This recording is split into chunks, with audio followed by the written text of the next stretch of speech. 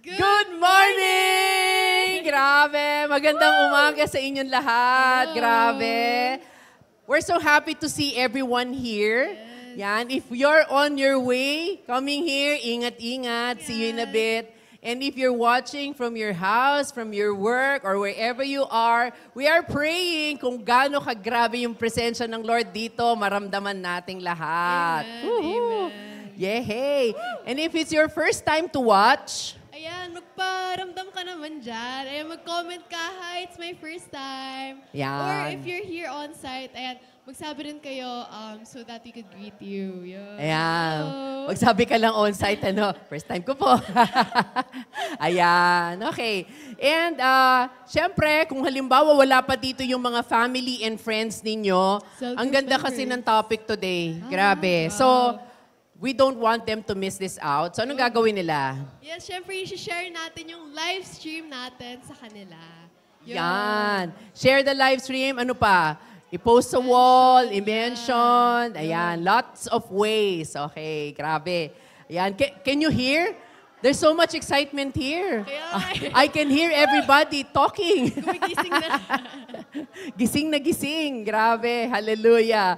And meron tayong mga announcements. Yay! Yes. Meron kaming prayer request because live class is going on. Yan. Grabe. Yung mga live class students, pwede ba marinig? Woohoo! Ayan. We will have our encounter next week. Saturday, Sunday. Woohoo! Grabe. And we are announcing this for a reason.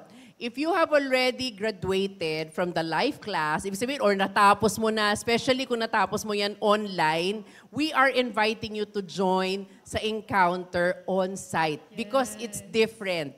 Pagka talaga nag-encounter ka, mas maganda pag on-site. Totoo. Yes. So, anong gagawin nila? Ayun, magsabi lang kayo if you want to join the encounter, ayan, para sa head count. Tama. Yes, para Yun. malaman natin kung ilan yung mapalalamun. Ay, hindi, pakakainin natin. Hindi. Ayan. Kasi para sabay-sabay tayo kakain dito, di ba?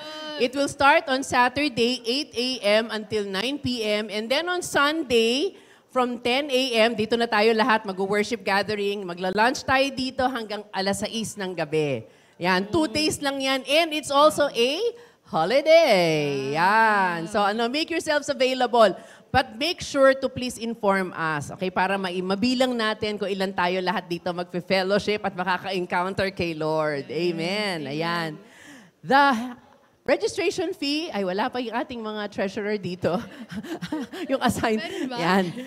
We will announce it on the GC. Okay? Pero if you're interested, minimal lang po. Grabe, kung ano lang yung cost ng food, yun lang po yung babayaran natin. Grabe. At salamat sa mga nag-sponsor. Grabe. Andito sila.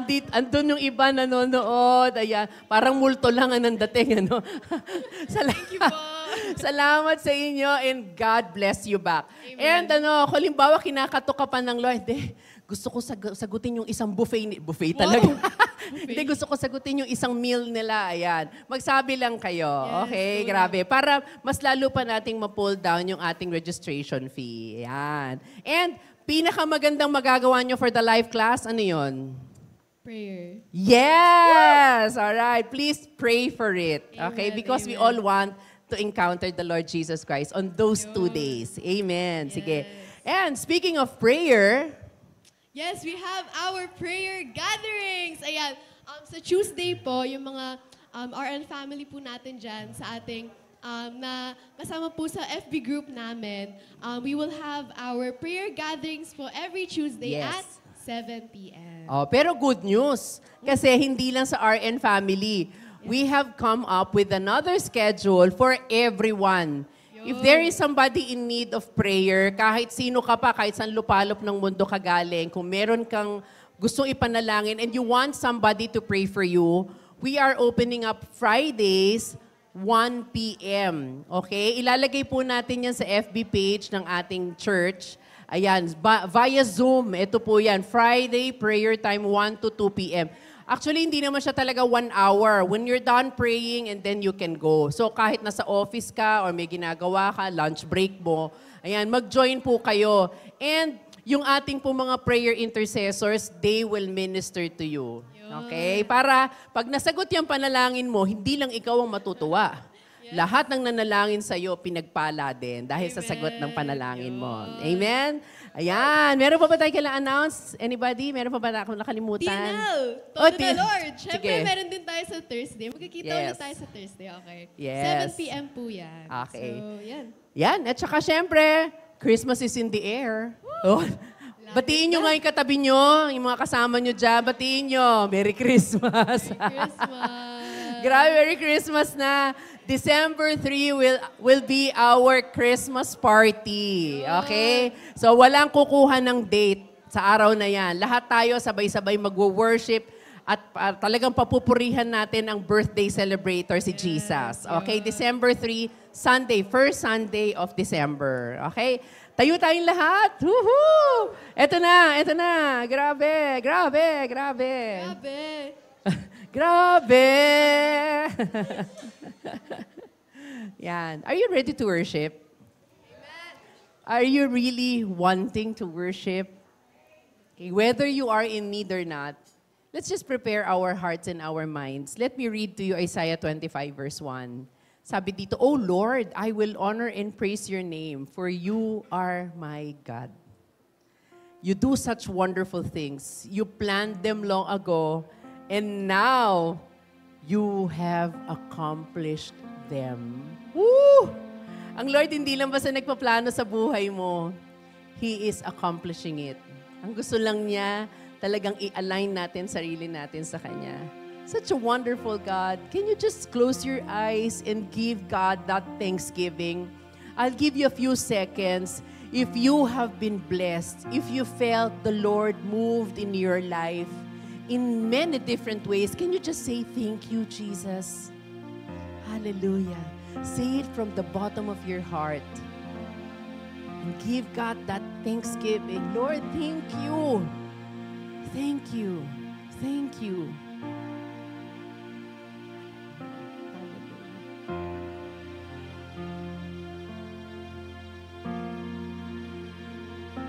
Thank you for being our God.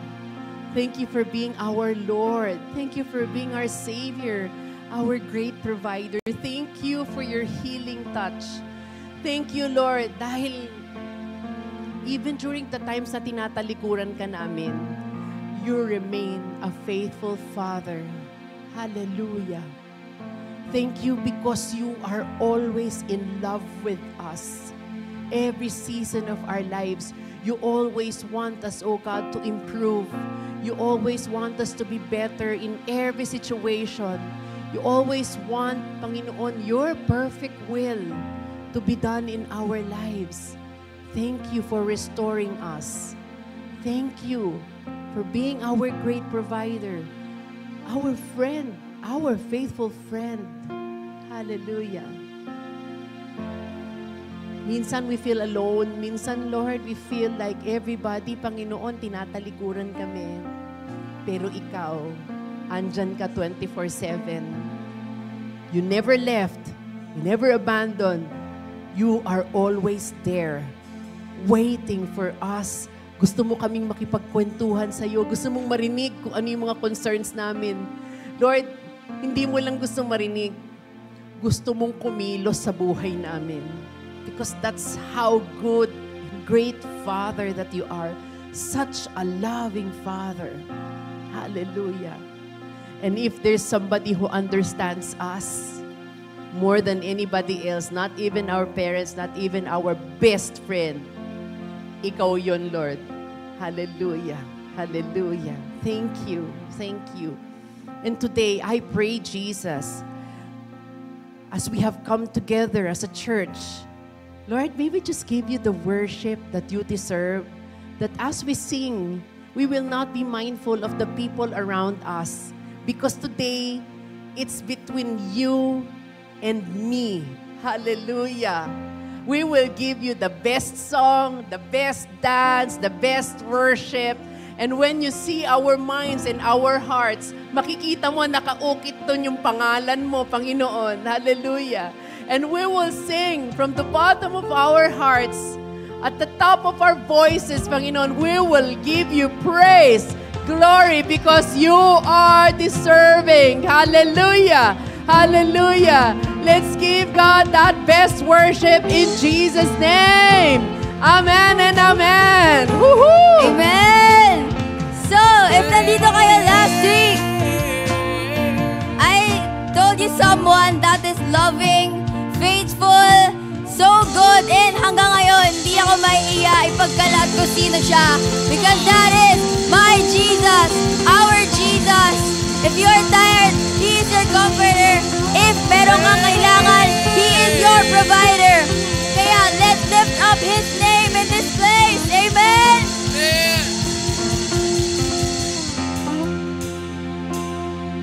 Are you past the point of weary? Is your burden weighing heavy? Is it all too much to carry? Let me tell you about my Jesus. Do you feel that empty feeling? 'Cause shame's done all it's stealing. Are you desperate for some healing? Let me tell you about my Jesus. He makes a way where there ain't no way. Rises up from an empty grave. Ain't no sinner that He can save. Let me tell you about my Jesus. His love is strong and His grace is free. And the good news is I know that He can do for you what He's done for me. Let me tell you about my Jesus. Let my Jesus change your life. Hallelujah. Hallelujah. Hallelujah. Amen. Amen. Hallelujah. Hallelujah. Hallelujah. Amen. Amen. Who can wipe away the tears from broken dreams and wasted years?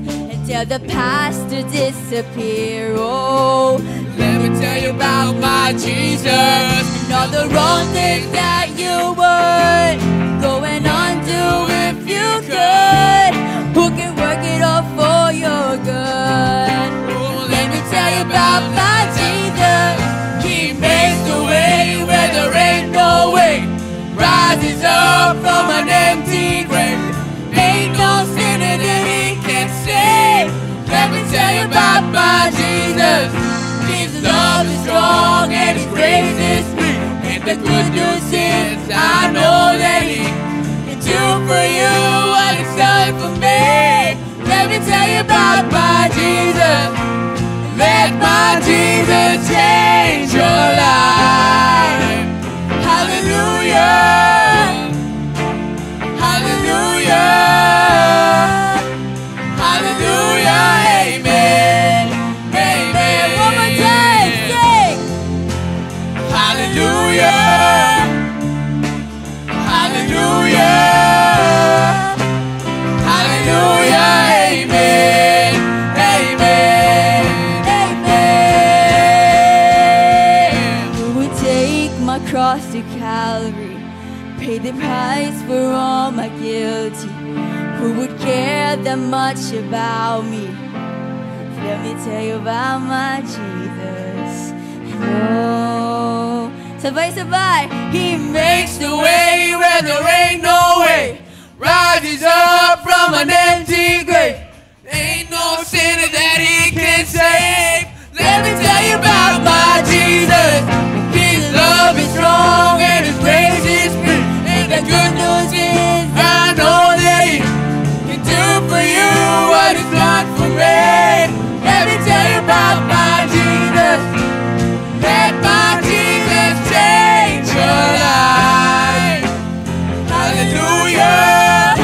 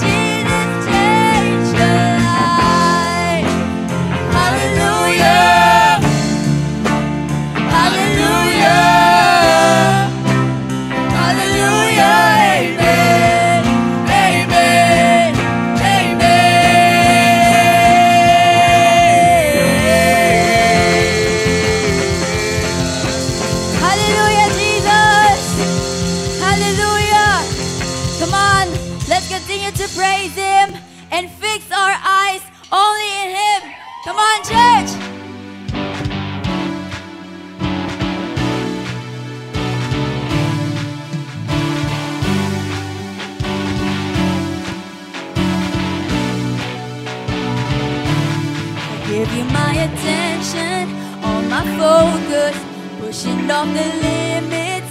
In this moment, I feel your spirit moving all around me. Come and have your way. I'm looking at the dry bones, you're reviving this faith inside of my soul.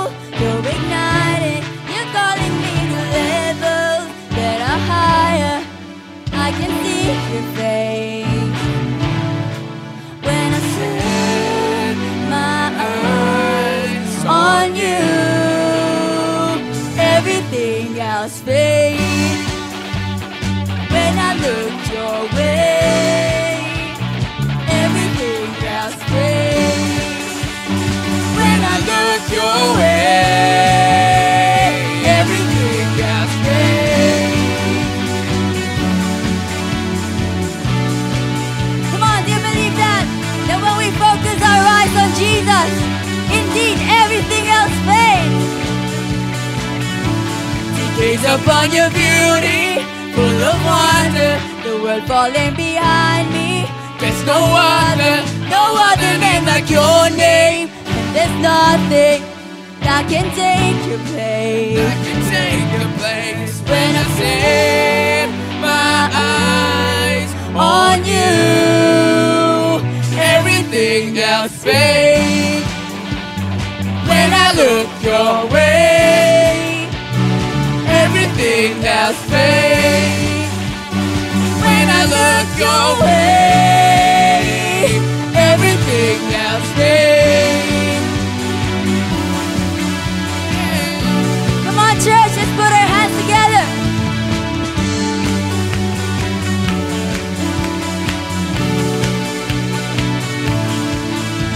Dancing in the light of your glory, joy is awakening.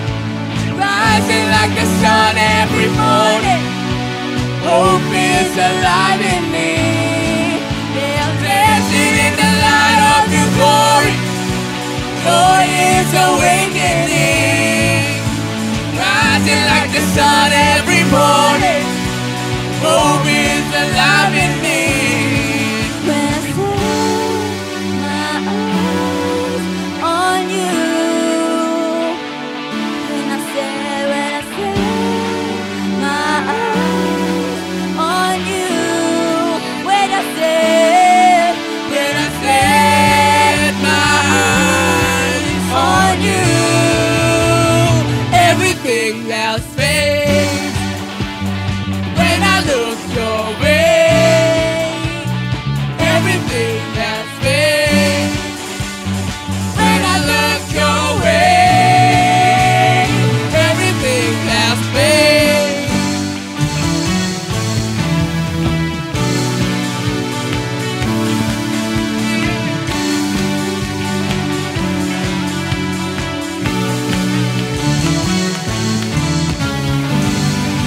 Hallelujah, Jesus.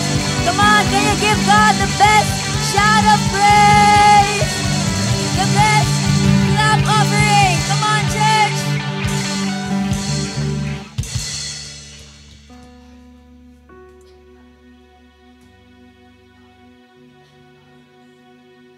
Lord Jesus, we want you.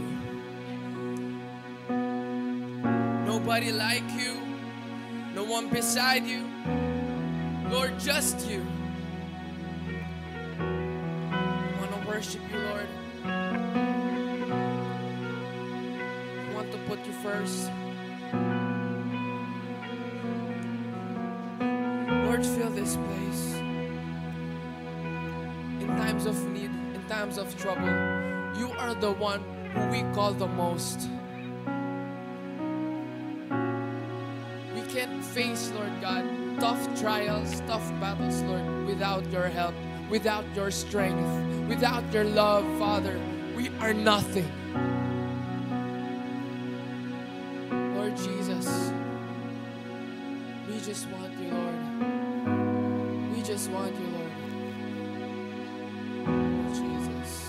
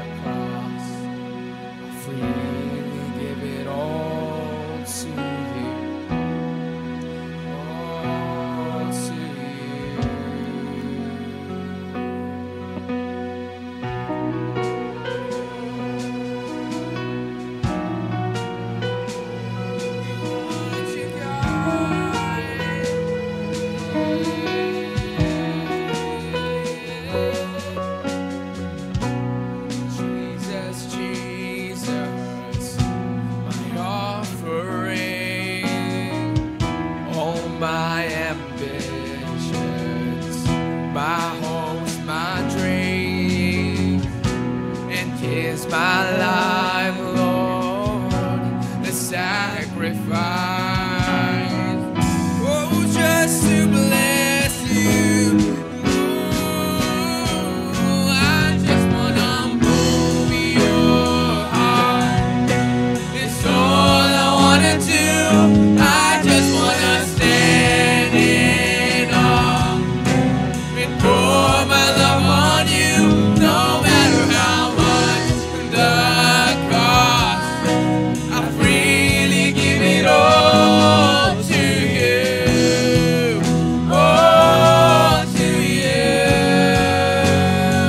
And I just wanna move your heart, get caught within your grace, right here in your presence, God. It's where I wanna stay, oh, just to dwell in your house. Live my hours and my days on you, on you. Is it a fragrance? Then I'll pour my oil out. Is it a life laid down?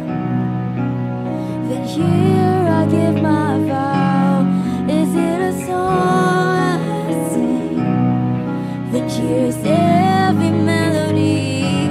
Just tell me what moves you. Just tell me what moves you. Is it a fragrance? And I pour my oil out. Is it a life laid down? So here I give my vows. Is it a song I sing? And here's every melody. So tell me what moves you. Tell me what moves you. Is it a fragrance? And I pour my oil out. Is it a life laid down? And here I give my vows. Is it a song I sing? And here's every melody. Just tell me what moves you. Just tell me what moves you. I just wanna move your heart. It's all I wanna do. And I just wanna stand in awe and pour my love on you, no matter how much the cost. I freely give it all to you, all to you. And I just wanna move your heart, get caught within your grace, right here in your presence, God. Is where I wanna stay, oh, just to dwell in your house. Live my hours and my days on you, on you. Is it a fragrance? Then I pour my oil out. Is it a life laid down? Then here I give my vows. Is it a song I sing? Then here's every melody. Just tell me what moves you. Just tell me what moves you. Oh, just tell me what moves you. Just tell me what moves you. Just tell me what moves you. Just tell me what moves you. Just tell me what moves you. Just tell me what moves you. Just tell me what moves you. Just tell me what moves. Just tell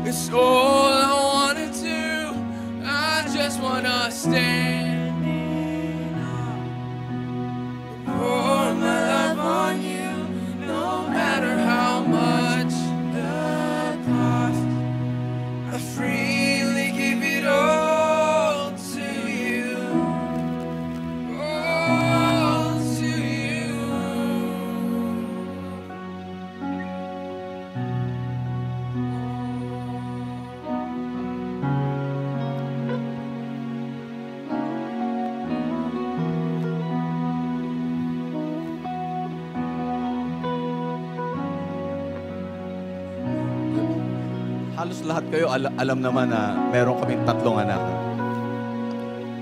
Every time we go out, kami ni Em, lalo na kapag ginagabi, we would message our children, anong gusto niyong pasalubong? Although alam na namin, pero we still want to ask them. It's always McDonald's. Sorry, Jollibee. Yeah. It's always McDonald's. And yung crispy chicken sandwich, yung kadalasan na gusto nila. We love bringing that to them when we get home. Kasi alam namin yun ang gusto nila. Yun yung makakapagpasaya sa kanila. If you will use that same principle tungkol sa Panginoon, anong gusto ng Lord? It's not what we want to give Him, it's what He wants from us. Ano yung gusto niya? I believe in my heart this morning, God is telling somebody here today, ano yung gusto ng Lord from you? What is it? Discern it. Understand it. And once you get it from Him, bring it to Him as an offering. Bigay mo sa Kanya, anong gusto niya mula sa iyo? If it's something that entails a bit of sacrifice on your part, I encourage you, still do it. Gawin mo. Ano yung binibigay mo? Ano yung ibibigay mo na gusto ng Lord mula sa iyo? Lord God, this morning, teach our hearts to truly honor you and worship you by giving you what you want, what you desire. The Bible tells us in John chapter 4 that God is seeking for those who will worship Him in spirit and in truth. Father, it's that kind of worship, Lord God, that you want from us. So, therefore, it's that kind of worship that we will give you. Something genuine, something truthful, something that comes from our hearts, Lord God. Kaya Panginoon, tulungan niyo po kami, Panginoon, to truly honor you, na ikaw ang mabibigyan namin ng karangalan sa araw-araw ng aming buhay. That everything we will do will be pleasing to you.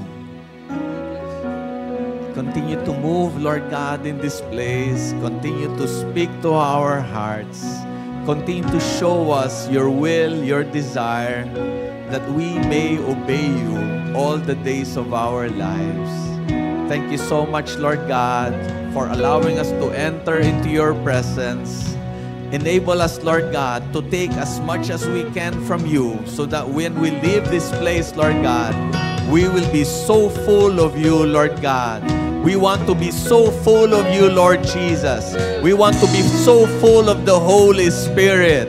We want to get out of this place, Lord God, energized, anointed, inspired, motivated, moved, Lord God, by your Spirit. Bless this time, Lord God. Continue to move among us, Lord God. Maraming salamat po, Panginoon. We give you all the glory, all the honor, all the praise. In Jesus' name. Amen. Amen. Woohoo! Yeah. Praise God. Praise God. Yeah. Bago tayo magkamayan, mga kapatid, recently, ang dami namin nababalitaan, nagkakasakit, ubo, sipon, pneumonia. Hanggang kanina, on our way here, may nagsabi sa amin, they cannot come kasi nga, meron silang mga ubot sipon. Can we just pray for these people? Probably you know somebody, you know some of them. Kaya ipanalangin natin itong mga may sakit na ito. We want to bless them with healing. We want to bless them with wholeness. Lord God, we pray for our brothers and sisters who are ill. We are praying for their healing, O God. In the name of Jesus, I speak healing. I speak wellness, Lord God, para sa lahat sa amin, Panginoon. And for every one of us, Panginoon, tinataas po namin ang bawat isa na naririto. We pray for your protection. We pray for we pray for a very good and strong immune system, Panginoon, para Lord yung katawan namin mapaglabanan any virus, any bacteria na that are in the air, Panginoon. We pray, O God, that we will not be affected by any of this anymore, Lord God. Give us healing, Lord God. Hallelujah. We thank you. In Jesus' name, this we pray. Amen and amen. Amen. Ayan. Kaya iwasan natin magkasakit, mga kapatid. Take your vitamins. Yan. Double portion. Alright, let's move around, mga kapatid. Let's greet one another. Let's bless each other. Let's thank the Lord for the lives of our brothers and sisters here. Yan, batiin natin ang bawat isa. Kung hindi mo sila kilala, makipagkilala ka sa kanila. Yeah. And for those of you watching online, we thank the Lord na kasama ka namin ngayon. Invite your friends. Share the live stream sa iyong wall, sa mga GC ninyo. Ayan. Greet each other.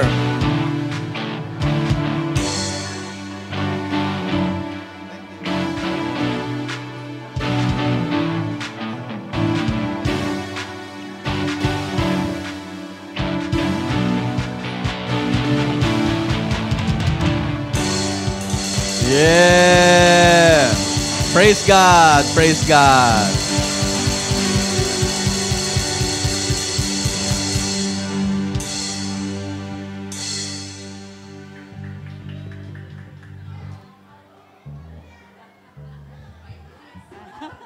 Good morning sa lahat. Share ko lang po sa inyo yung nangyari sa amin sa conference para mainggit kayo, chat joke.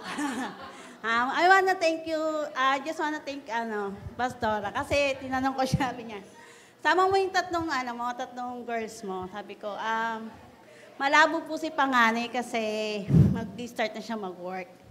Sabi ko, pwede po ba ako? Di nahiyain, pang-youth eh. Pwede po ba yung pa-cute? Sabi niya, gusto mo ba? Sabi niya nga. Opo, parang may something na gusto kong pumunta talaga doon sa conference na yun. Kasi yung title parang sa akin kasi Puso Revival. Kasi nag-backslide nga ako dati. So, yun na nga. Nung nakwento ko kay Mami Noy, sabi ko, kasama ako sa Puso Revival. Niya, pang-youth lang yun Pakit naman tayo, pwede na yan. Eh di, sabi niya, gusto ko nga rin. Sabi niya, banggitin natin kay Pastora. Kasi maganda rin yun, parang gusto niya rin kasi talaga magbalik ngayon kay Lord, na talagang may in love pa rin siya kay Lord, gano'n. Tapos yun na nga, ay grabe, unang pastor pa lang pasabog na. Si Pastor Michelle, talagang yung puso mo talaga kahit matigas, talagang bibigay doon.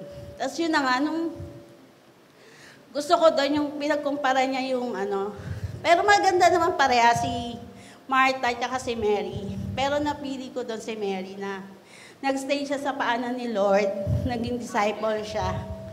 Na alam mo yun, minsan akala natin, okay na yung mag-church ka, mag-ministry. Pero gusto ni Lord yung heart to heart, yung sinasabi natin sa Kanya lahat ng problema natin. Open your heart. Yung wala kang itatago kay Lord. Mas gusto nga ni Lord, yung pinaka-darkest na room, may papasukin mo si Lord. Yung pinaka-malungkot mong ikwento mo kay Lord. Nandiyan si Lord nung kamahal sa inyo. Kwento ko lang po kasi last 2 months, sobrang pinagdadaanan namin financial. Pero may one day, may nag-chat sa akin na, Rochelle, pwede mo ba kami pagluto kasi binyag ng apo ko? So, nasa isip ko kagad, ay, blessing ni Lord, grabe talaga si Lord. Pero masasagasaan ko yung Sunday, yung pag-church ko. So, sa akin, isang Sunday lang naman eh.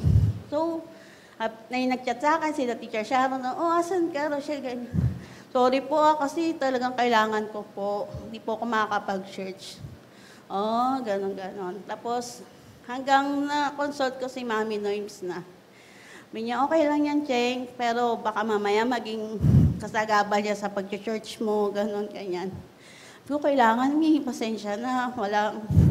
So, akala ko blessing ni Lord yon.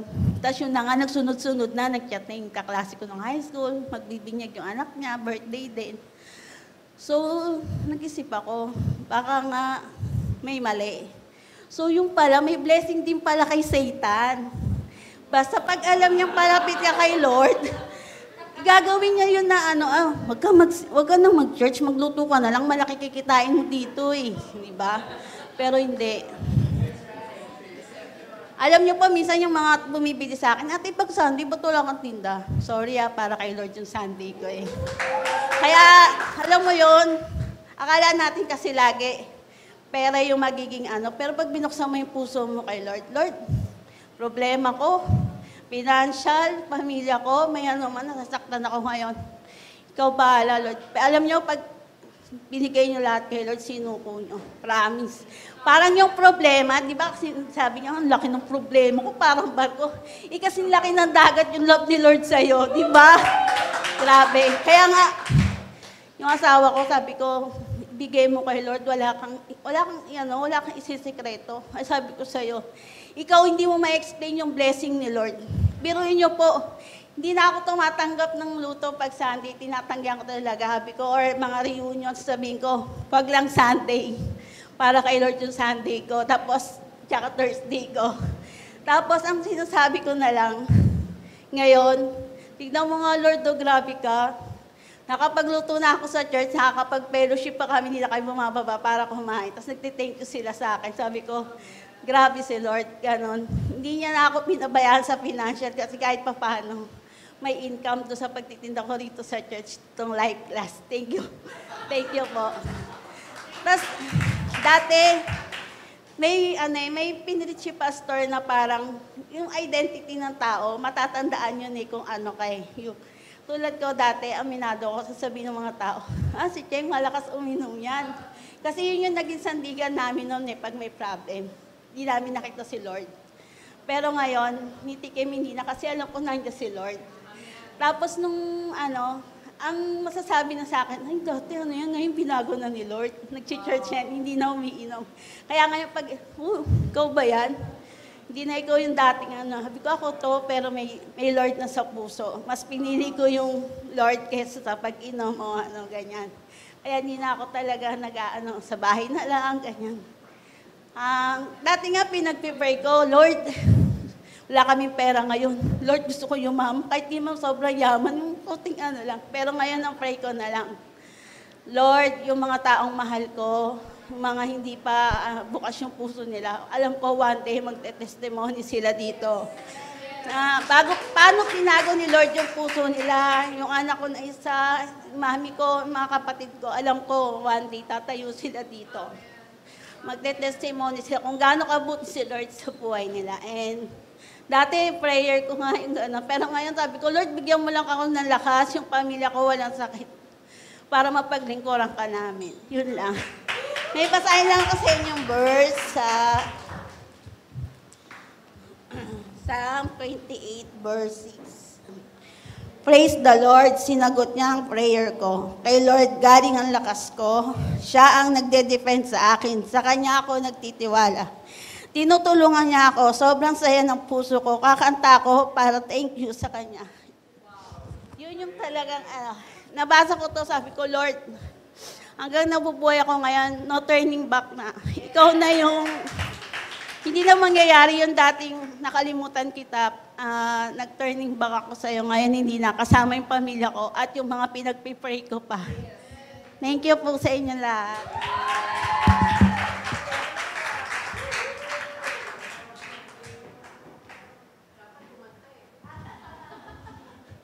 Praise God. Akala ko 5 minutes. Walang 5 minutes yun, Thank you, Rochelle. Ayan. Truly, serving God is a blessing. Amen? Amen. Pag nakita ng Panginoon na talagang siyang pinaglilingkuran mo, makikita mo rin naman hindi nagkukulang ang Panginoon sa iyo. Amen? Ayan. Kaya hindi natin kailangang kabahan, hindi natin kailangang matakot. Si Lord ang bahala sa atin. Alright, sige.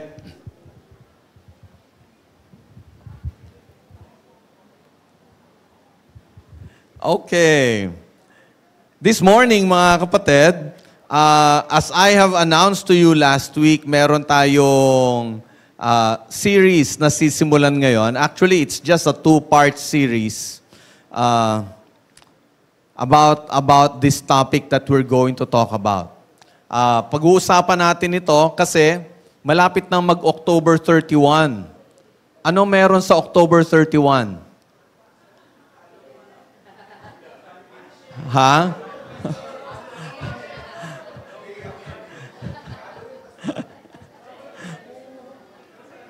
Well, the more popular occasion is Halloween. Kaya lang, hindi yun ang pag-uusapan natin. Ayan. There's something else that is celebrated by the Christian world on October 31st, every October 31st, and that is Reformation Day. Ayan. Reformation Sunday. Kasi October 31st, 1517, was the day that German monk Martin Luther posted his 95 Theses.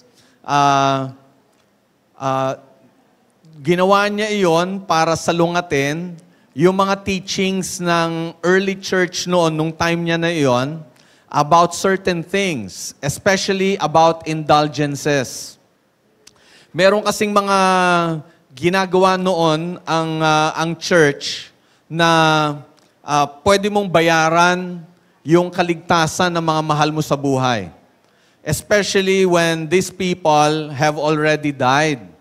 Ang sinasabi nila, they are in purgatory, they could spend a very long time in purgatory, na the only way for them to get to heaven or to be promoted or elevated to heaven is for the living, yung mga natitira pa dito sa ibabaw ng lupa, to do something to pay for their salvation. And basically, it's about money, that you're going to give something, a certain amount to the church para ma-promote yung mga mahal mo sa buhay papuntang langit. O kaya, if not money, you're going to do something, a sort of a sacrifice na para bang after you have done it, dun may maliligtas kang isang kaluluwa.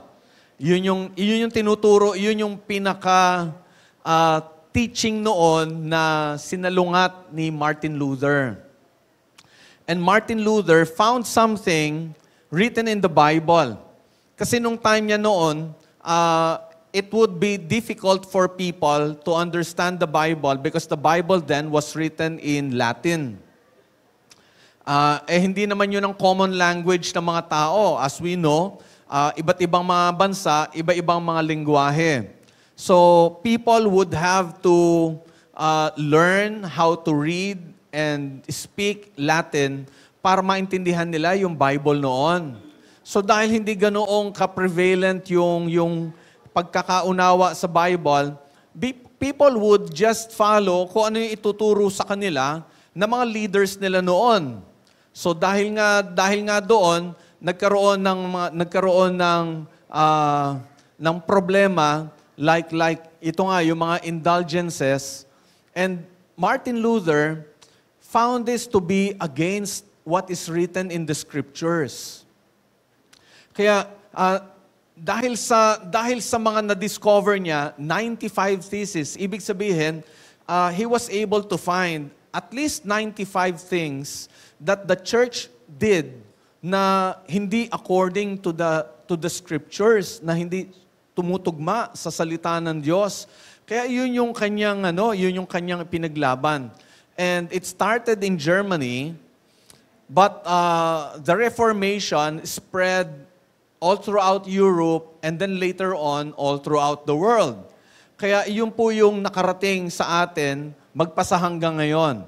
So dahil dito mga kapatid, I want us to talk about this because this is a very important event in the life of Christianity, in the life of the church. This is something that has reformed the church, and pwede ko sabihin na revolutionized the understanding of the church. And then, since then, mga kapatid, people started getting curious about the Bible, about reading God's Word. Martin Luther translated the Latin Bible into German. Tapos nagkaroon din rin ng ibang mga translations, ibang mga languages para mas maintindihan ng mga tao. And right now, mga kapatid, as we are meeting, maraming mga Christian churches sa mga countries where Christianity is not welcome, na ngayon ay thriving and growing. And they could understand God's Word because the Bible now has been written in their language. And a few days ago, somebody from our cell group posted a video, and I like that video. In fact, I know about it already, kaya lang parang na-refresh yung memory ko because of that video. That in countries like China, nagkakaroon ngayon ng talagang massive revolution in the spirit.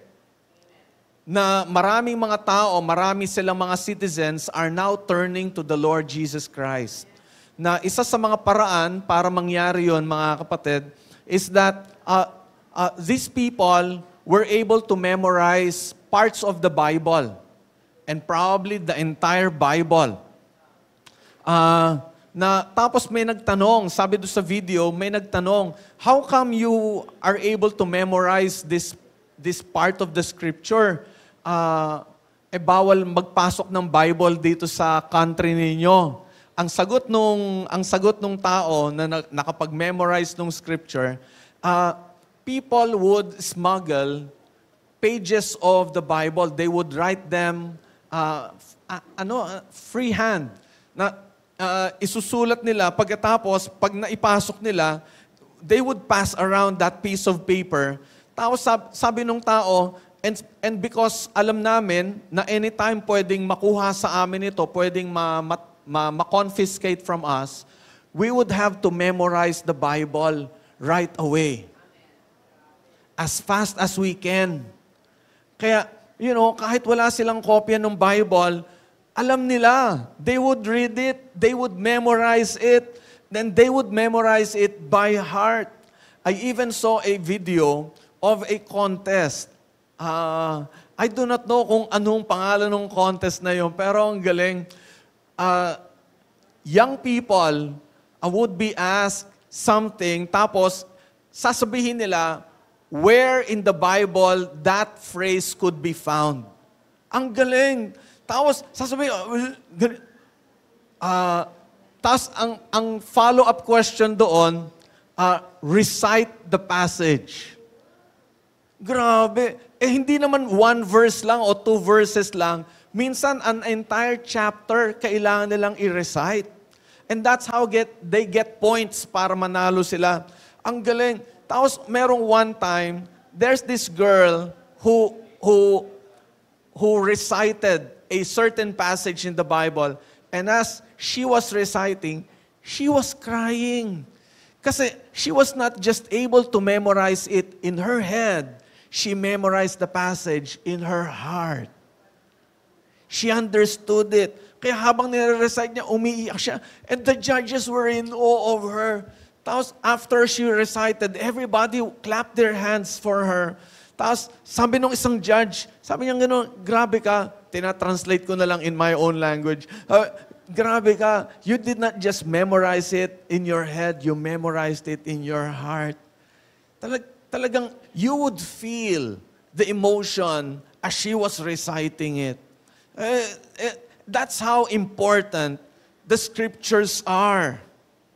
And that's how other people value the scriptures. And it all started and probably revolutionized. Hindi naman started. Nagkaroon ng prominent part ang scripture sa life ng Christian church because of Martin Luther. Probably Martin Luther does not know anything about this, about what happened to the Christian church after he posted that 95 thesis. Probably hindi alam ni Martin Luther how massive, how big of an impact he was able to create sa life ng mundo natin because of his passion for the Word of God. Pero we are grateful for men like him na who did not think about their own safety, who did not think about their own comfort. Instead, they thought about what is good and what is right. Pero he was a monk. He could have been taken out of his position and probably incarcerated, ikukulong, o kaya pwedeng somebody could have killed him. Pero para sa kanya, okay lang yun, no problem. Ang mahalaga, mailabas yung katotohanan. And there's this overlying principle na sa lahat ng mga tinuro ni Martin Luther na gusto kong matutunan natin beginning today until next Sunday, mga kapatid. And that is grace. Sabihin nyo nga, grace. A couple of weeks ago, when we had our guest speaker, Pastor Luther O'Connor, binanggit din niya ito. He taught us about grace. Pero ngayon, talagang ito yung gusto kong pag-usapan natin, all because we want us to remember that on October 31st, 1517, Martin Luther started a revolution, reformation of the church. Kaya nga, napaka-importante nitong araw na ito. Kaya every time you remember October 31st, don't ever think of Halloween anymore. Sabi nga ni Rochelle kanina, may blessing si Satan. Yun. Yeah. Hindi panahon ng pananakot, ito ay panahon ng pagtitibay, ng pananampalataya sa Panginoon. Amen? Amen. Yan. And there are actually five, pero dalawa lang muna babanggitin ko today that compose the basic principles, basic teachings of Reformation. And those two things are sola scriptura and sola gratia. Ayan. Yung tatlo, next week, banggitin ko yung tatlo. Pero these two are Latin phrases na yung una, ang ibig sabihin, scriptures alone. The Bible alone. And then yung pangalawa, grace alone. Yun ang ibig sabihin yan. Biyaya ng Diyos, kaloob, handog, regalo ng Diyos, at yun lang. Kasi nga, he came up with this because he saw something in the Bible, a passage in the Bible, that talks about it is only by grace. Nothing else. You don't have to pay for it. You don't have to pay for your salvation. You don't have to do anything to earn your salvation. It is only by grace alone. And it all came from this passage. The main passage is found in Ephesians 2, verses 8 and 9. Na sinasabi dito, I'm reading from the New International Version, for it is by grace you have been saved. By grace, you have been saved through faith. And this is not from yourselves, it is the gift of God, not by works so that no one can boast. So dito, binabanggit dito ng Bible sa atin mga kapatid, that nothing else could save us but grace alone. Biyaya ng Diyos. Inihandog niya sa atin freely. Kasi when we talk about grace, mga kapatid, ibig sabihin nito, it's not something that we have earned, or it's not something that we deserve. In fact, we don't deserve anything from the Lord. It is only by His grace. And it is also by grace that we have been saved. Sa pamamagitan ng biyaya ng Diyos. Through faith. The gift is grace. The gift is salvation. But we can only receive it when we have faith. Pananampalataya. It sounds it's something that we need to do. Pero again, faith is also a gift. Biyaya din ng Diyos yan. This is not from yourselves, ang sabi ng Bible, it is the gift of God. No works, not by works, so that no one can boast. So kahit na ang galing-galing mo, ang husay-husay mo, kahit na you're full of talents, kahit na ang dami-dami mong abilities, kahit na sabihin na natin na you have been a prominent member of the church, pero without faith, baliwala yung mga yon. We cannot earn our way to salvation. What we're doing is supposed to be an outcome of the relationship that we have with Jesus. Bunga lang. Maaaring pwede tayong gumawa, pwede tayong magtrabaho, pwede tayong mag-ministry, and iba-iba yung reasons natin, iba-iba yung dahilan bakit natin ginagawa yun. Some could have as a reason yung I want to glorify God, I want to show my gratitude to Him, kaya mo ginagawa yan. Pero there could be some other people na kaya sila nagmi-ministry, kaya sila nagiging active sa church, kasi feeling nila that could be their way para i-please ang Panginoon, o sabihin nila para to earn my salvation. The first one, that's good. Pero yung pangalawa, to earn our salvation, no, we cannot earn our salvation. Hindi natin mababayaran yon. Biyaya ng Panginoon yon. And then there's another passage that I want us to talk about today. 2 Corinthians 9 verse 8. Ang sabi dito ng Bible, and God is able to make all grace abound to you. Wow. Abound, ibig sabihin, sobra-sobra, lagpas-lagpas, overflow. God can make all grace abound to you, para sa iyo, not just abound in you, but abound to you. Ibig sabihin, talagang kaya ng Diyos ibigay sa iyo ang lahat ng biyaya na kakailanganin mo sa buhay. Amen? Amen? Yeah? Kaya, even as we face trials, even as we face difficult times in our lives, mararamdaman pa rin natin ang biyaya ng Panginoon sa kabila ng mga pagsubok na pinagdadaanan natin. I cannot categorically say that God will always solve our problems. Kasi it's all up to God. But what I can say is this, mga kapatid, that God will always be with us in facing our problems. Did you get me? Lagi natin siyang kasama sa pagharap natin sa mga problema natin. Our problems may not be solved. I hope they will. I hope all our problems will be solved. Pero I don't want to give you false hopes, mga kapatid.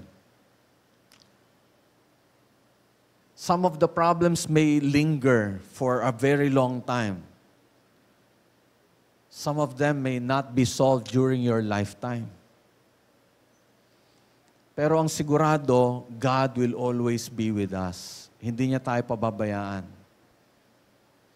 As we face those difficult situations in life, nandyan siya. And that's grace.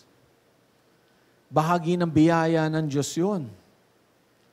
Na kahit na sabihin na natin we don't deserve His presence, God will still be with us.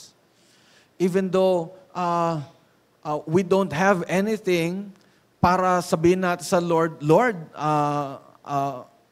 dahil ganito ko, dahil mabait ako, dahil mabuti ako, deserve ko na samahan mo ako. No. We cannot say that. It's all up to our God. And the Bible tells us, kaya ng Diyos na ibigay sa iyo yung biyaya na sobra-sobra. He can make all grace abound to you. Why? So that in all things, at all times, having all that you need, you will abound in every good work. So having these two passages, mga kapatid, in mind, I want to give you several points para maintindihan natin how the grace of God works in our lives. Well, for starters, let me say that God is gracious. He's always full of grace. In fact, that's His character, that's His nature. You cannot change that. God will always be gracious. Well, yeah, there are other characteristics of our God, like He's a God of justice. He's a God of truth. He's a God of righteousness. Pero, all of these characteristics are intertwined. They are not separate from each other. Ibig sabihin, as you experience the judgment of God, that is still part of His grace. Bahagi pa rin yun.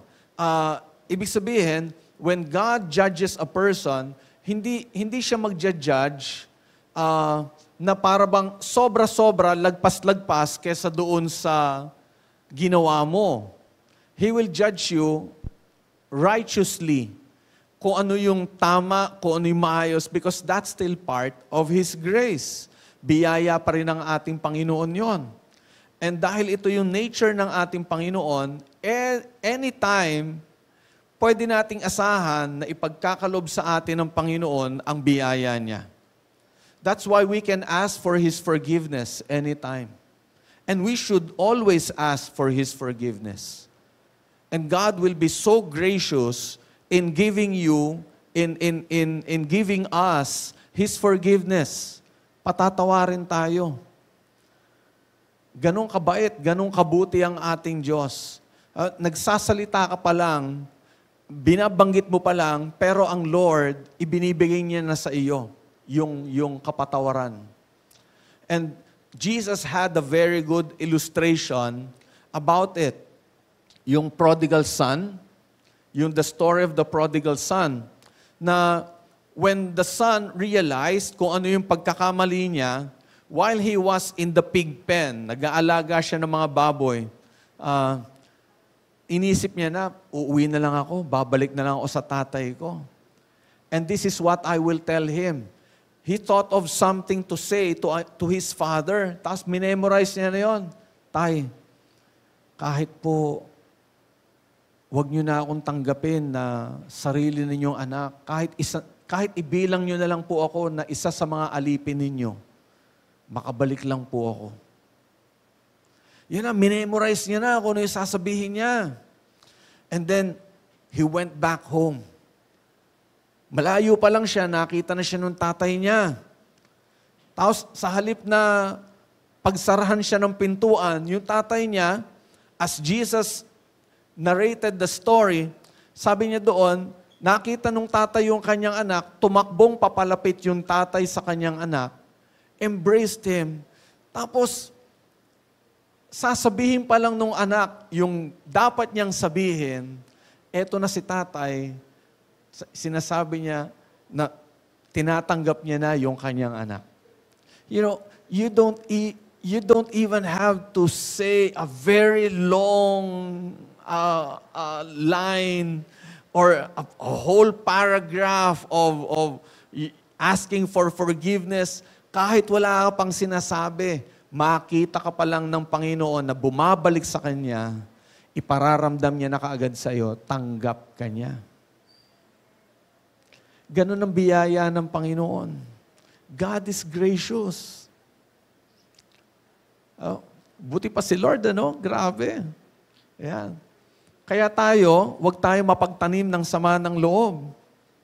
Hello? Tayo, mga disciples tayo, well, I'm going ahead of myself, pero sige, mamaya na lang yun.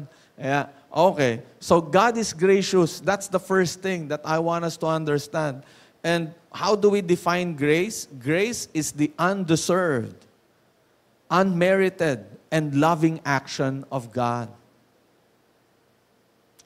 Grace is His nature. So ibig sabihin, grace comes from Him. Siya ang nag-i-initiate nito. Hindi nanggagaling sa atin, kundi galing sa Kanya. And His grace is overflowing. He makes all grace abound to you. Sabi ng Bible. His grace is greater than any of our needs. Greater than any of our problems. I like what Rochelle said earlier. Na kahit na yung problema natin kasing laki ng barko, pero ang pag-ibig ng Diyos kasing laki ng dagat. Grabe. Ngayon ko lang natutunan yun. Praise God. Di ba? Ang galing, ganun ang grace ng ating Panginoon. It will always be bigger than any of our situation, mga kapatid. Kahit gaano ka pa nagpakalayo-layo sa Kanya, His grace is still bigger than any of your sins. Sakop ka pa rin doon. Nobody is exempt from His grace. Kaya samantalahin natin habang may panahon pa, habang may buhay pa, bumalik tayo sa ating Panginoon. Ipagkatiwala na natin ang lahat sa Panginoon. His grace is overflowing. And God would always show signs and times that His grace is always present sa buhay natin. Have you ever experienced something like this, na para bang you're not minding God at all, tapos biglang something would come up that would remind you of God's love for you. Para bang kahit ang tigas-tigas ng puso mo sa Panginoon, habang nakasakay ka sa jeep, biglang yung dumaan na jeep sa harap ninyo, makikita mo yung mudguard niya, o kaya yung bumper sticker niya, nakasulat doon, God loves you. Tapos biglang, para bang kinurot yung puso mo dahil doon sa naka-experience na kayo ng ganon? Bigla kang may napanood na reel, ibang reel sana yung gusto mong panoorin, tapos biglang may pumasok na reel, biglang merong preacher na nagsasabi sa iyo, mahal ka ng Diyos. Grabe. God would always give us signs and times na nandoon ang biyaya niya para sa iyo. He would always remind you of that. O kaya yung mainit ang ulo mo, pag-uwi mo, masama ang loob mo, galit na galit ka. Tapos pag-uwi mo, makikita mo yung anak mo natutulog. Pagtingin mong ganyan, biglang maiisip mo, bait ng Lord. Gets niyo ako, mga kapatid? Binigyan niya ako ng anak na napakabuti, napakabait. Di ako binibigyan ng sakit ng ulo. Lahat ng grades ang tataas, grabe. Masunurin na anak. Pag naisip mo yun, biglang matutunaw yung puso mo, mawawala yung sakit ng ulo mo, mawawala yung init ng ulo mo. Tapos, biglang lalapit ka sa anak mo, yayakapin mo, hahalikan mo, I love you, anak. Tapos biglang mapapatingin ka sa taas, Lord, thank you. Biyaya ng Lord eh. His grace is overflowing. Amen? Amen? Yeah.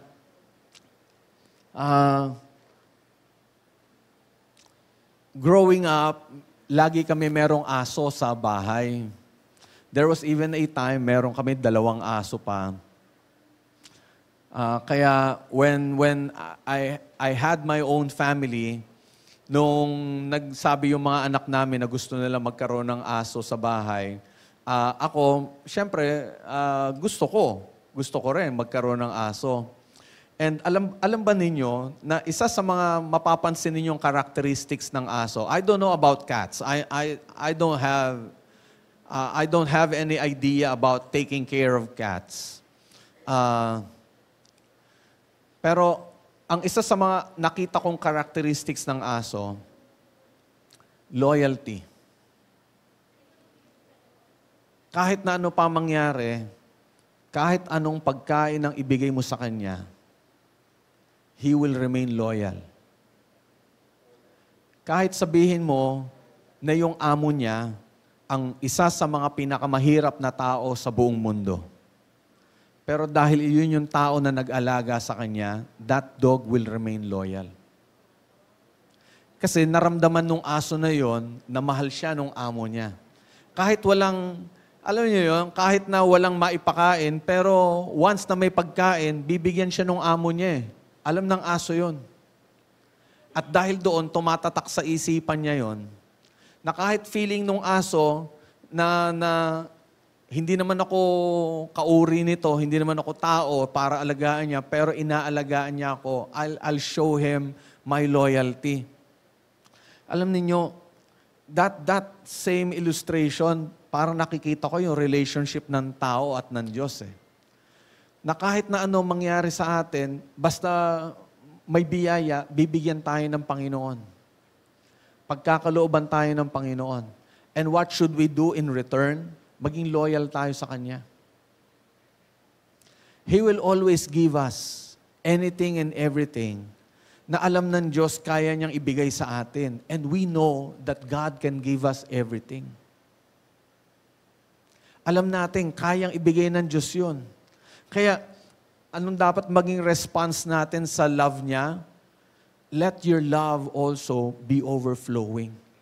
Let your loyalty also be overflowing. Kasi ganun ang grace ng Lord eh. Overflowing. Grabe. Ang bait ng Panginoon. You know, have you ever wondered bakit hinuli ng Diyos i-create si Adam? Anong araw kinreate si Adam, by the way? Ayan. Hindi 7th, pang-anim. Yan. Okay. On the 6th day. Have you ever wondered bakit hinuli niya? Bakit hindi inuna? Kasi walang kakainin yung tao. Walang sunlight, walang lupa na tatapakan. Lulutang sa kalawakan ang tao. Kaya minsan mga kapatid, okay lang yung nahuhuli. Hindi mo kailangan, Lord, bakit sila? Bakit ako wala pa? Bakit? Yeah. Minsan okay lang yung nahuhuli. Kasi inaayos pa ng Panginoon yung para sa'yo. Amen? Amen? Pinapaganda pa ng Panginoon yung para sa'yo. Kaya huwag ka mainip, huwag ka mainggit. Grace ng Lord yun. Kaya hindi ka inuuna dahil may grace ang Lord para sa iyo. Kaya intindihin na lang na grace is overflowing. Yeah. And because of that, mga kapatid, I want you to understand this third point. And to me, this is really mind-blowing. His grace reveals the greatness of our God. What we see, what we experience, is only a small expression, a small evidence of who God is. Pero yung mga small evidences na iyon, pag pinagsama-sama mo, mamamangha ka to the point na talagang maiisip mo, wow, Lord, grabe ka, ang tindi mo. Ibang klase ka, Panginoon.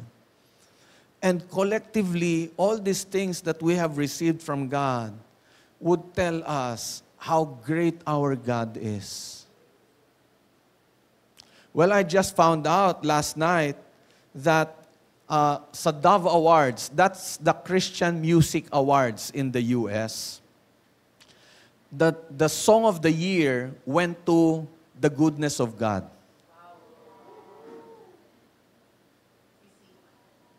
No, Bethel Music. Oh. It speaks about the grace of God. Ang grabe. Kaya many people were touched by that song. And talagang it had been sung for a very long time. Not just among Christians, but even some unbelievers, madidinig mo, kinakanta nila, and they would be attracted to that song, not just because it has a very good melody, but because of the message of the song. It speaks about the goodness of God. Now I will sing of the goodness of God. Di ba? All my life you have been faithful. Yeah. See? You would be taken aback by the thought, by the message that God is good. God is gracious. God is such a wonderful God. Amen. Amen. If you will just look around you, makikita mo, itong taong ito, biyaya ng Diyos ito. Itong bagay na ito, biyaya ng Diyos ito. Itong nangyayari sa akin, biyaya ng Diyos ito. And all of those things are evidences that God is gracious. At doon kayo, grabe ang bait ng Lord. I'm not deserving, pero ganong katindi yung love niya para sa atin. It reveals the greatness of God. When we say greatness of God, He shows to us His greatness not by His immense power, but by His immense grace. You know, God is so powerful. Kaya niyang gunawin ang mundo na ito. Ganun na lang. Pero hindi niya ginagawa yun eh. Why? Because of His grace. And His grace reminds us or tells us that God is patient. Amen? Minsan may mga magulang, isang pagkakamali lang, palo ka agad eh, di ba? Pero si Lord, grabe yung patience ng Lord. Bait niya. Anytime pwede niya na tayong kunin. Nagkamali ka, lagot ka. Yung mga tipong ganyan. Tepo ka. Pero hindi ginagawa ng Lord yon. He's been patient with you for a very, very long time. And I'm thankful for that. Thankful ka ba doon? Di ba? Binibigyan pa rin niya tayo ng pagkakataon para mabago tayo, maayos tayo, magpakatino tayo. Bahagi ng grace ng Lord yun eh. And grace reminds us of the cross of Christ. Kaya we have this symbol, all Christian churches would always have the symbol of the cross. Kasi it's a very good reminder of the grace of God. Actually, yung mga cross na nakikita nga natin ngayon, ang gaganda eh, including this one behind me. Pero it's a sign of torture. It's a symbol of punishment. And when you see the cross that way, ang ganda-ganda ng cross mo, hindi ganun. Whenever you see a cross, it should remind you of the sacrifice made by our Lord Jesus Christ. And He made that sacrifice. Why? Because of His grace. Biyaya pa rin niya. Biruin mo, sinacrifice niya yung sarili niya kahit hindi naman siya ang dapat maparusahan. Amen? Hindi siya ang dapat namatay sa cross eh. But because of His grace, He took upon Himself the punishment that was supposed to be for us. So, ganong kagrabe ang grace ng Lord. And then, as we begin to understand that, mga kapatid, how gracious our God is, how loving He is, we also want to understand that His grace gives us the opportunity to be gracious to others. And dito pumapasok yung nabanggit ko na kanina. Dahil recipients tayo ng forgiveness ng Lord, dapat matuto rin tayo magpatawad sa kapwa natin. Huwag tayo mapagtanim ng sama ng loob. Minsan, may mga na-encounter o mga tao, dekada na ang binilang, pero tuwing may maaalala sila, ayun na naman, nagiinit na naman ang ulo nila, para bang gusto na namang sumabog yung dibdib nila sa sama ng loob. Dekada na binilang. Kasi ito mga kapatid ang kapatawaran, hindi lang sinasabi. Yung bang, sige, pinapatawad na kita. Hindi lang ganun Pag sinabi mong pinatawad mo na yung tao, pwedeng naaalala mo pa rin yung pangyayari. Your memory is still sharp to remember what happened, but you no longer feel the emotion. You no longer feel the same way. Na yung galit mo noon, hindi na gano'n nararamdaman mo. Hindi mo na nga alam yan. I want to be honest with you, mga kapatid. It's not because, I don't know, probably God designed me that way or probably talagang makakalimutin lang ako. Sometimes there are people who would come up to me pagkatapos may sasabihin sila. Ako naman mag-iisip, hindi ko lang pinapahalata. Talaga, nangyari pala yun. Yung mga tipong ganon. Because I have this tendency to forget small details. Probably by choice. Na minsan kahit yung mga offenses na ginawa sa akin, di ko na naaalala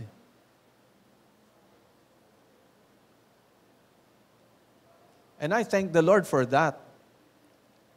Kasi ibig sabihin rin lang nun, hindi lumalalim sa puso ko ano man yung mga dapat na ikinasasama na ng loob ko. Kaya siguro iniisip ng mga may utang, sana inutangan ko si pastor, makakalimutin pala siya. Yung mga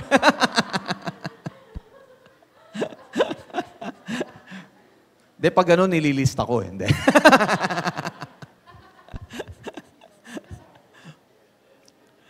Pero, tumanggap tayo ng biyaya ng Diyos, kaya dapat maging mapagbiyaya din tayo sa kapwa natin. Maging matulungin din tayo, maging maalalahanin din tayo para sa iba. Let's also be gracious to Him. Sabi doon, sa binasa natin kanina, 2 Corinthians, sabi doon, so that in all things at all times, you will abound in every good work. Pero, one last thing about this point, mga kapatid, if you think that you have given so much to other people, think again.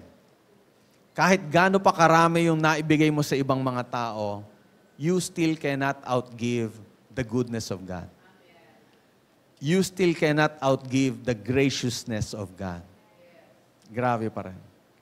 Ang biyaya ng Diyos sagana, apaw, sobra-sobra. Yeah. And finally, His grace causes us to draw close to Him. Di ba? Kanino ka na-attract? Doon sa taong galit sa'yo o doon sa taong mabait sa'yo? Kanino ka napapalapit? Doon sa taong mabait sa'yo o doon sa taong nang-aaway sa'yo? Di ba? Napapalapit ka doon sa taong nakikilala mo na mabait sa'yo, nagiging mabuti sa'yo. Yung madalas magbigay ng pagkain sa'yo, bumabait ka Di ba? Tapos lalo na, maiisip mo, malapit na naman ang Pasko. Ay, naku, magpapasko. Dapat maging mabait ako dito. Last year, binigyan ako nito. Yung mga ganyan, maaalala mo tuloy. Ayan. Kasi, masarap kasama yung taong mabait. Amen? Masarap kasama yung taong kilala mo na nagbibigay sa iyo, nagiging matulungin sa iyo. Alam mo na nagiging mabuti ka kasi merong naging mabuti sa iyo. Amen? Amen? Nagiging mabait ka kasi merong naging mabait sa iyo. Ganun sa Lord. Ganun sa Lord. You are attracted to God not because you are good, but because He is good. You are attracted to God because God has always been gracious to you. And when your heart recognizes the goodness of God, the graciousness of God, lalo kang mapapalapit sa Kanya. You will always find yourself pledging your allegiance to Him. Ay, dapat pala kanan. Sorry. You will always find yourself pledging your allegiance to Him, your faithfulness to Him, because your heart remembers the goodness, the graciousness of God. And when your heart always remembers how good God has been to you, yung character niya, yung grace niya, makikita mo yung sarili mo, nagiging ganun ka na rin. How many times have you spoken ill of somebody? Siniraan mo yung isang tao, nagsabi ka ng mga bagay na hindi magaganda tungkol sa isang tao. Pero as you are drawing closer to God, and yun talagang puso mo talaga napapalapit sa Panginoon. I don't know if you notice this, but I hope you will. I hope you will take notice of this. Habang napapalapit ka sa Lord, mapapansin mo yung sarili mo na you're no longer speaking ill of other people. Ang naiisip mo, God has been good to me and I want to be as good as Him. Yung sobrang pagkakalapit mo sa Panginoon, nagiging ganun ka na rin. Kaya di ba may kasabihan tayo, birds of the same feather flock together. It's not just about how you look. It's about you have the same wavelength, the same mindset, the same likes and dislikes. Di ba? Nagkakaroon kayo ng mga similarities. Tama ba ako? Yeah. If you're somebody who loves basketball, you will be naturally attracted to people who also love basketball. Tama? At malapit nang magsimula ang NBA. 6 days away na lang yata, no? Mag-start ng NBA season. Magcha-champion na naman kami. Yeah.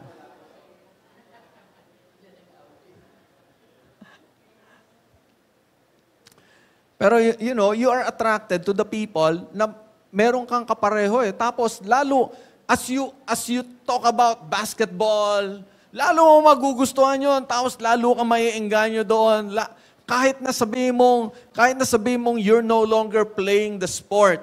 Pero your heart is still into it. Yun talagang, ma-enhance mo pa lalo eh.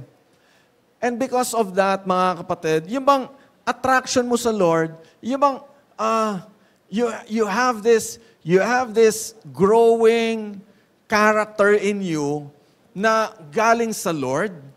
And as you grow in that same character, that same mindset, that same wavelength, habang nagbababad ka sa Lord, your attraction to Him becomes greater. Lalong tumitindi, pagkatapos yung character niya, lalong lumalago sa iyo. Yung closeness mo sa Lord, magiging evident yan. Kasi yung character niya, nagiging character mo. Birds of the same feather. Kaya malabo yung sasabihin na Christian ako eh, pagkatapos parang walang makitang character ng Lord sa iyo. You know, tapos lalo ka may in love kay Lord. Kilala mo ang Lord. Para bang kahit na ano mangyari, alam mo sino tatakbuhan mo, sino lalapitan mo. In good times and in bad, alam mo sino dapat ang kasama mo? Kasi overwhelmed ka doon sa nararanasan mo sa Panginoon. Ang bait-bait niya sa iyo. Ang buti-buti niya. Tas you would love worshiping Him. You would love staying at His feet. Kasi His graciousness attracts you to Him. Kaya, if there is anybody in this world that I want you to be drawn closer to, walang iba yon kundi ang ating Panginoon. Just look at Him. Just read the stories about Him. What He has done. Doon mo makikita, wala siyang katulad. Wala siyang kapareho. Hindi siya kamukha ng katabi mo. Maaaring mayroong konting kabaitan yan, pero pag si Lord ang nakita mo, sobrang bait. Sobrang buti. Sobra. Yang katabi mo, yung katabi mo, one time inaway ka na niyan.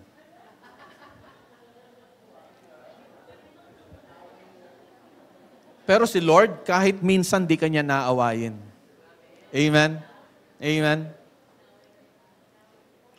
Yang katabi mo, one time, pinagkaitan ka na niyan. At least one time. Pero si Lord, kahit kailan, di ka niyang pagkakaitan. He will always give you what He thinks you need in life. Ganun kabuti ang Panginoon. Amen? Yeah. So, there's nobody like Him.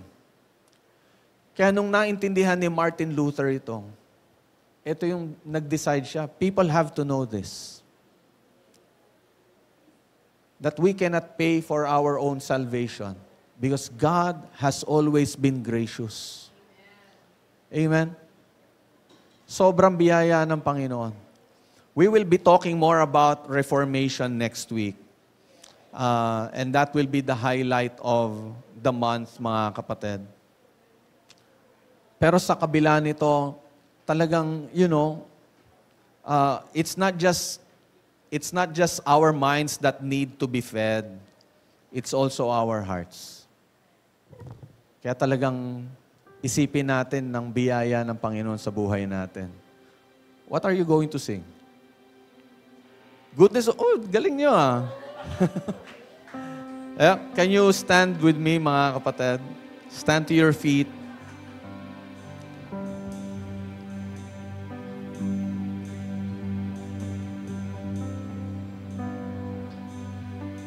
Yan. Hindi ko nasabi sa band ito, pero it's something that I love singing because this always reminds me of the goodness of our God. And as we sing this song, mga kapatid, sing it with all your heart and sing it with gratitude na talagang makita sa puso natin na talaga nagpapasalamat tayo sa Panginoon.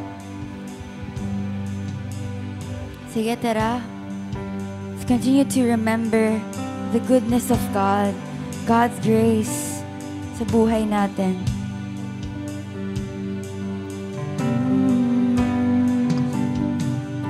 I love you, Lord, for your mercy never fails me, and all my days have been held in your hands. From the moment that I wake up until I lay my head, oh, I will sing of the goodness of God. And all my life you have been faithful, and all my life you have been so, so good. With every breath that I am able, oh, I will sing of the goodness of God. I love your voice. You have led me through the fire in the darkest night. You are close like no other. I've known you as a father. I've known you as a friend. I have lived in the goodness of God. And all my life you have been faithful. All my life, and all my life you have been so, so good. With every breath that I am able, oh, I will sing of the goodness of God.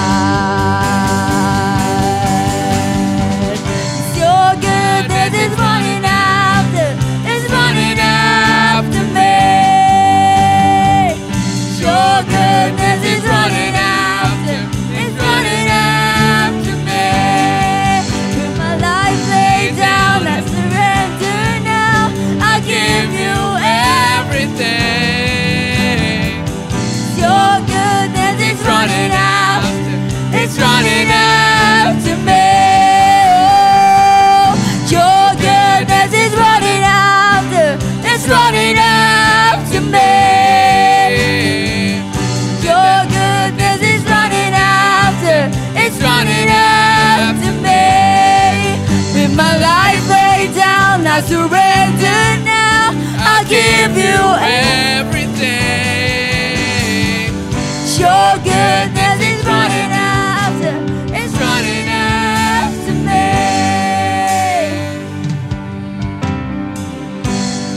All my life you have been faithful. Come on, church, let's sing. 'Cause all my life you have been so, so good. With every breath that I am, oh, I will sing of the goodness of God.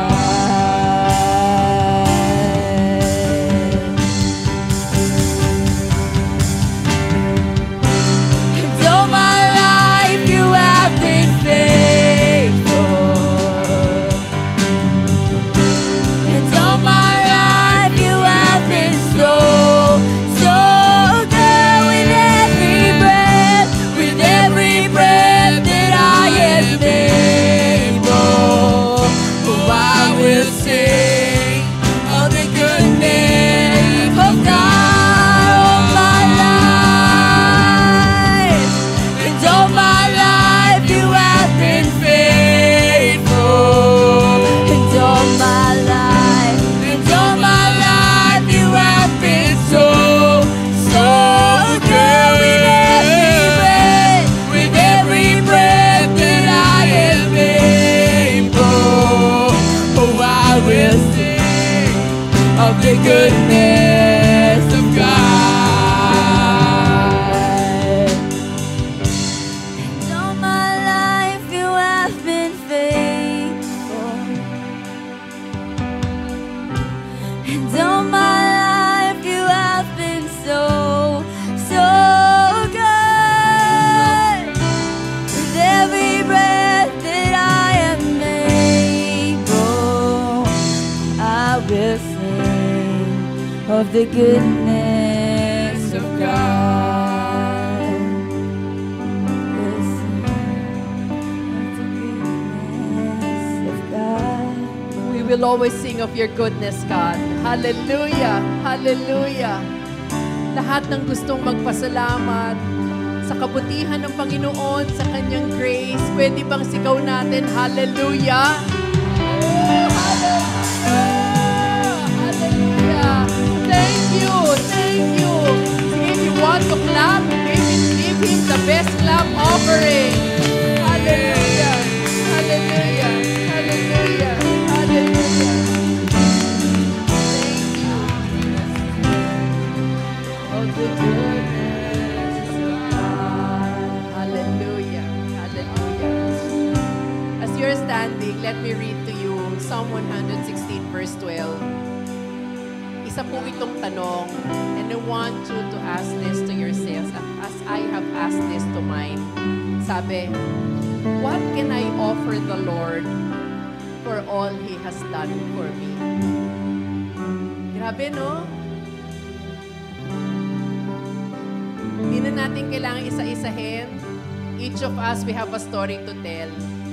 Maraming ginawa ang Lord sa buhay natin. In fact, alam nyo, every time I would ask somebody to stand up here, kahapon lang dalawa yung kausap ko, I was asking them to stand up and give their testimony.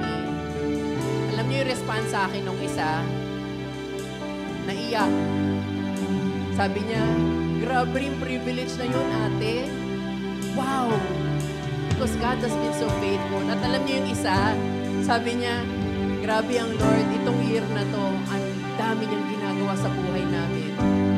Hallelujah. God has been so gracious, so good. It's not because you are good, it's not because you are deserving, not even me, because He is gracious. What is your response to that grace? The best way is to give our lives.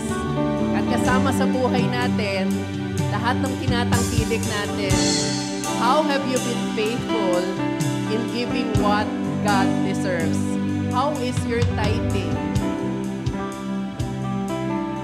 You don't have to answer me. It's between you and the Lord. If God has been so gracious to you, give to Him what is best. Alam niyo kung bakit tayo nagtatithe? Hindi dahil gusto ng Lord mapagkulangan tayo. Gusto ng Lord magtiwala tayo sa Kanya. Mag-obey tayo sa Kanya. That's how good He is. Hindi yung may pinapagawa siya para kapakinabangan niya. Hindi. May pinapagawa siya sa'yo kasi alam niya makakabuti para sa'yo. Ganun siya mag-utos, ganun siya mag-command, ganun siya gumalaw. Kaya as we are giving our tithes and offerings and pledges to the Lord, let's remember His goodness, His grace. What can I do? What can I offer? Dahil Lord, naging napakabuti ka sa akin. Let this be a gesture of our thanksgiving for God's grace to us. God bless you as you offer your life to Him. God bless you as you offer your best to Him. Hallelujah. It's now offering time. Let's offer ourselves to the Lord. God bless you.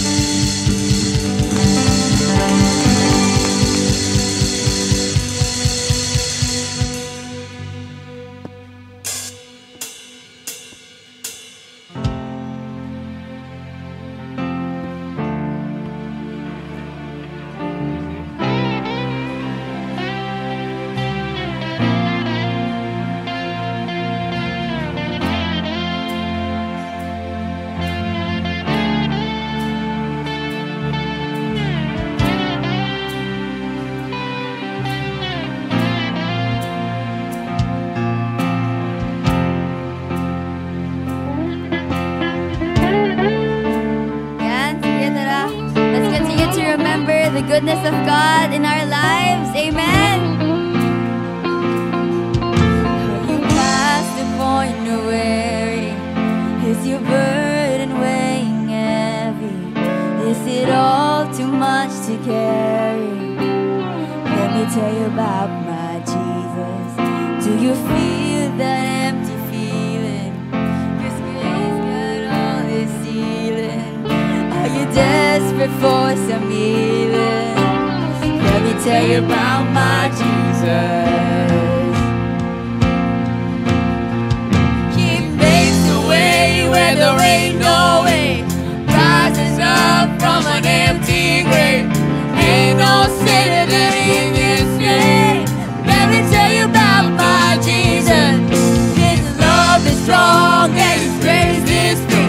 And the good news is I know that He can do for you what He's done for me. Let me tell you about my Jesus, and let my Jesus change your life. Hallelujah, hallelujah, hallelujah, amen, amen.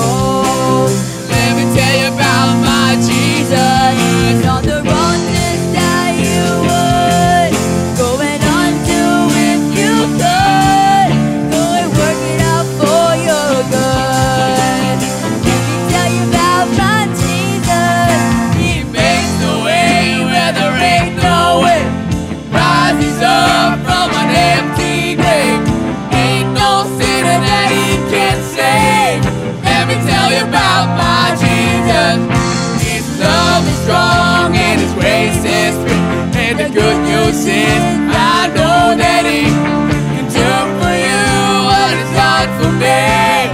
Let me tell you about my Jesus. Let my Jesus change your life. Hallelujah. Hallelujah. Hallelujah, amen, amen, we sing. Hallelujah. Hallelujah. Hallelujah. Amen, amen, amen. Who would take my cross to Calvary, pay the price for all my guilt? Who would care that much about me? Let me tell you about my Jesus. And oh, He makes a way where there ain't no way, rises up from an empty grave. Ain't no sinner that He can save. Let me tell you about my Jesus. His love is strong and His grace is free. And the good news is I know that He can do for you what He's done for me. Let me tell you about my Jesus. Let my Jesus change your life. Hallelujah. Hallelujah. Hallelujah. Amen. Amen. Hallelujah. Hallelujah. Hallelujah. Let my Jesus change your life. Hallelujah. Hallelujah. Hallelujah. Amen. Amen.